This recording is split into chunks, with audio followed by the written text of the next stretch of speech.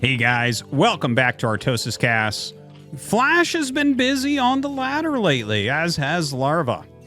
They've played each other in quite a few games. I'm going to pick out just a few of these. Obviously, I've not watched anything. I have no idea how anything turns out. But I figured, you know what? Let's watch a really standard map in Radeon, and I saw that they also played on Litmus and Roaring Current. So I was thinking, you know what? Let's do it. Let's grab 3 out of these like 7-8 games. I don't want to just stay on just one matchup or like do an overabundance of just FlaSh games, although that's happening anyways and probably will continue to. So actually, yeah, I do want to do an overabundance of FlaSh games, but there's so many right now. I don't want to just have like FlaSh versus Larva forever. So I think some interesting maps most likely, unless this game really doesn't deliver. Maybe I lose the flavor for it after this game. We'll see. But yeah, that's kind of the idea that we're going for here. So Radeon is the map, top left FlaSh, bottom right Larva. Really fun to have these two going at it once again. FlaSh has a ridiculous winning record against Larva.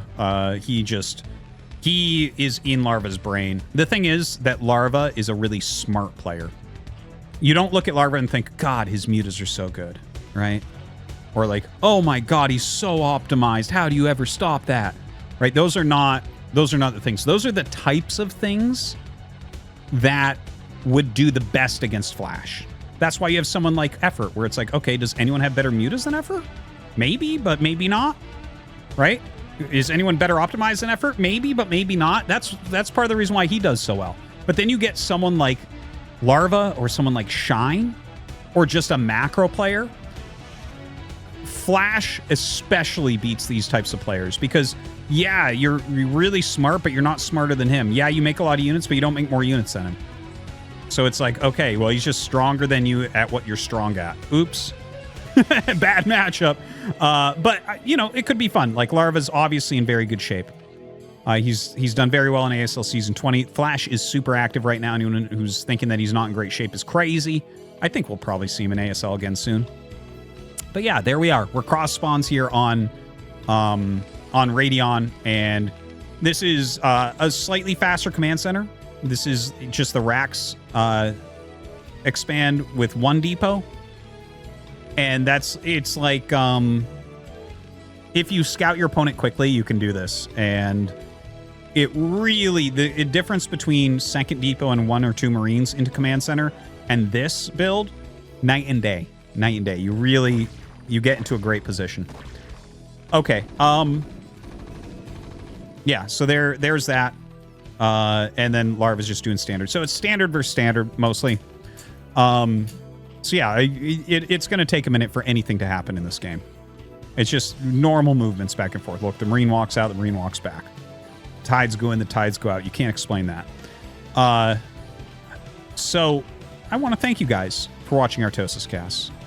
Really appreciate you all. I hope you've been enjoying the games lately. I've been blessed that there's been so many good ladder games lately to cast. It's amazing. And of course, the great ASL and everything. Absolutely having a great time. It's, you know, when a lot of top players are active on the ladder, you just get so many high quality games. So I hope that you guys have been enjoying that. Please subscribe, hit the like button, leave a comment. And if you would like, I do have a Patreon, patreon.com/Artosis. Thank you so much to everyone who has subscribed there. It is so appreciated. Yeah, thank you guys. All right, just taking a closer look at the game. Fast +1 build here from FlaSh, no big surprise. Cross spawns, this is the best build for Terran. Like, in fact, overall, the build FlaSh has done here, cross spawn, 1 depot, racks CC into fast +1. Literally like the strongest thing you could do in this spot. I mean, there's like tech builds that you can do, but just talking as far as bio openers go. Looking over at Larva's side of the map, he's gone 3rd hatchery in main. I think this is going to be very good for him that he's done this. So he's actually going to get 4 hatchery production relatively quickly because he's going to send this drone out. Larva oftentimes likes taking naturals. I don't know if he'll go for the natural or he'll go for the bottom left main. He tends towards naturals, though, so we'll see. Just a little bit harder to keep that natural, especially against someone like FlaSh. Okay, he will go for the main. I really appreciate that. That plus the fact that he's got the third hatch in main this quickly. This gives him good fighting chances, I think, against this build. Because FlaSh is going to have a lot of Marines and Medics. And he's going to get his +1 in his range. And he's going to put insane pressure out. But Larva with this many hatches, he can play like Army Crush style like we see from Sulky very often. And it's harder to play it against this style, and it's harder to play it against FlaSh. Oh my god, he's going 5th racks. You can do this in cross spawn. You can. You almost never see this against 2-hatch Muta. You might say, but this is 3-hatch Muta. No, the 2-hatch refers to the timing of the gas. But yes, it's you can technically go for 5 racks. You're pretty I don't want to say exactly all in, but you're pretty all in here. You can't really, like, you can stop production, make a factory, but it doesn't make sense with the build. If you're going 5 racks, you're optimizing for Marine medic count to break your opponent. And you need to break them before the lurkers are out. No ifs, ands, or buts about it. Okay, so Larva comes in for the first little swipe. He sees exactly what build he's up. Well, he didn't see this. So he doesn't know it's 5 racks, but he knows it's 4 racks. So that's, like, close enough for now. If he can identify, and I'll try to switch vision if he goes over here. If he identifies 5 racks, you might see him play a little bit differently. The Army Crush becomes a little bit less likely. Maybe he gets the Hydro Stand out more quickly. Maybe he makes Mass Sunken. The thing is, you won't be able to save this space. Okay, I don't need to switch vision. He sees that it's 5 racks. He knows exactly what he's up against. He knows that this means very late factory. Let's see if he throws down a Hydralis Den. He's making a ton of mutas right now. He's going to get the gas. I think you get the gas mining here, and that's about it. And then everything is units. Lots more mutas coming out. FlaSh pretty far out in the map. 15 Marines, 4 Medics. Not bad. He's got +1 and range. Factory gets started here right around 7 minutes. So he fit that in pretty well. He's still on 32 SCVs. Trying to make a few more. You're going to see his Marine production fall off just slightly. Larva with just slightly over a group. There is an opportunity here for him to kill this army. And this is where you want the mutas in between the rally and this. And notice how FlaSh hasn't walked this up further. He doesn't want Larva to eliminate it. Ooh, very good glaives. That was excellent. Oh, FlaSh is going to try to hit bottom left with this. A single muta's watching for that.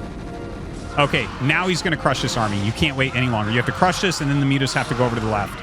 See, perfectly executed here by Larva. He left the muta to watch for that. He cleared this as much as he needed to until the Lings could do it themselves. Now brings the mutas over here. FlaSh knew this was happening, so he stopped the unit movement to catch the mutas as they came over. But now the Lings are coming as well. I got some chills right now. This is so well played by both sides. Notice he pulled the drones already, although I don't think...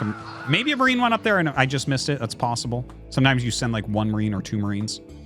I don't think he sent 2. He could have sent 1, but I don't see a damage on anything, so I don't think so. So that's the type of Army Crush. When you see this hatch and then that, like, you should see this type of Army Crush happening. That's what you're looking for. Okay. Siege tanks and 1 starport science vessel. Let's take a look. Okay, FlaSh has 1 siege tank and the Hive is finishing. This is actually Larva advantaged, I'd say. I don't think that siege tank push timing works here. I'm pretty sure. We'll see. Like, I mean, you kind of... Whatever you think, when FlaSh is playing, you kind of just have to go with what he's doing. I'm sure... I know that some people are sick of it, but, like, it's not a joke. He is... just so much better and understands the game so much better than everyone that I'm very careful to say he's doing anything wrong. It does happen. But the siege tank timing feels late to me. I think that Larva is going to be able to take this game very likely. All right, FlaSh standing and fighting with the Mutaling and targeting down mutas specifically really heavily. So without those extra mutas, it will be harder for him to slow the siege tanks from moving across the map. Consume is on the way. 3 lurkers, couple defilers being made. Oh, if this had run north, that would have been so good for him. That would have been so good to hit one of these siege tanks. Nidus on the way. He's going to be able to burrow at the top of the ramp. Oh, FlaSh is going for the expansion on the left. Interesting. But yeah, Consume should be ready before he's dead. That is a really interesting position right there. He's looking to catch FlaSh coming to the side a little bit too much, but FlaSh actually already adjusted his units to like right align. Oh, he actually catches him there though. I guess maybe that was an accidental adjustment. But a lot of times you just kind of attack, move down, and this could catch. And the high ground really making this difficult. Really making it difficult.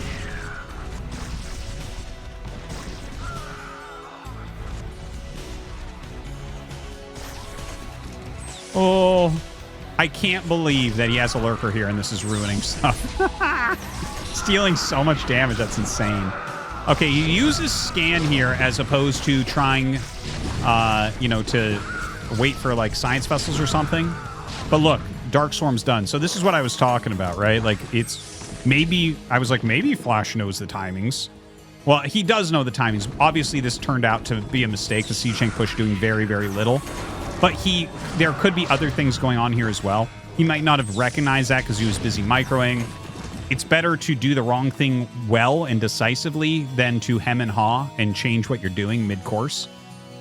That's a fact, right? So he might have kind of gone for this and then recognized, like, oh, this is a little bit late. And also, he might just be planning a mech switch as well. Mass firebats are being made. FlaSh is going mass firebats with the tanks, which is not a bad idea. We've talked about this so much. We've seen Bishop try it. We've seen a few other players try it, and you can see FlaSh doing it. I actually saw years ago FlaSh try a mass siege tank firebat play against Action on... what was the map? Twilight Fighting Spirit was the map. It was like a Dark Fighting Spirit or something it was called. I can't remember. It didn't hang around. They remade Fighting Spirit basically on that tile set, like the Twilight tile set. It was an interesting game. It was a super interesting game. But yeah, nothing ever came of it. But here with the siege tanks, like, look, okay, I'll talk about this in a second. You can see how he clears the single lurker. This happens really oftentimes with siege tanks, where they'll run up and they'll sack like one lurker and one lurker will burrow and push the siege tanks back. So what FlaSh has done is he's made extra firebats here so that he can kill that one siege tank. I mean, that one lurker. Really, really with it play from FlaSh. And more firebats come up. Look at this. The Dark Swarm not slowing him down so much. I was talking several days ago.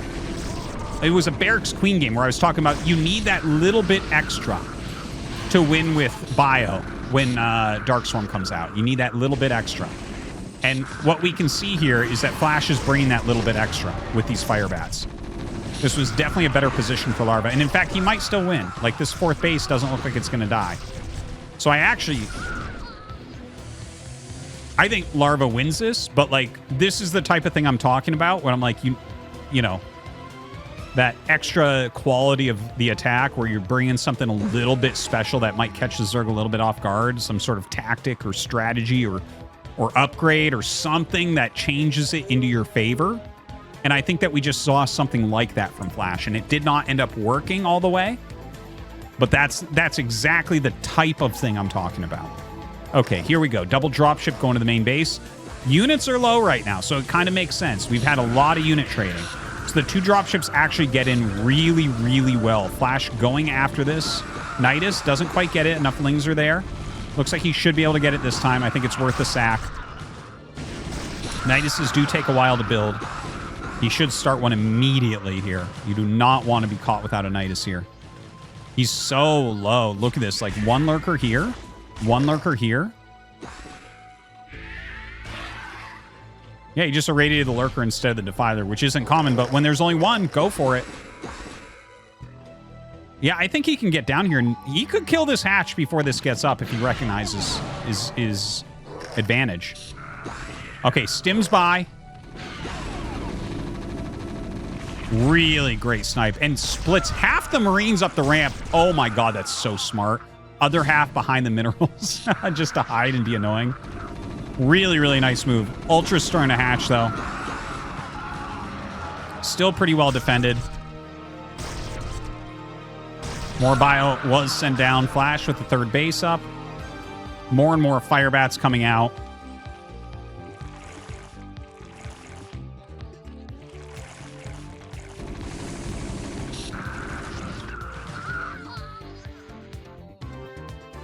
Very exciting, fun game.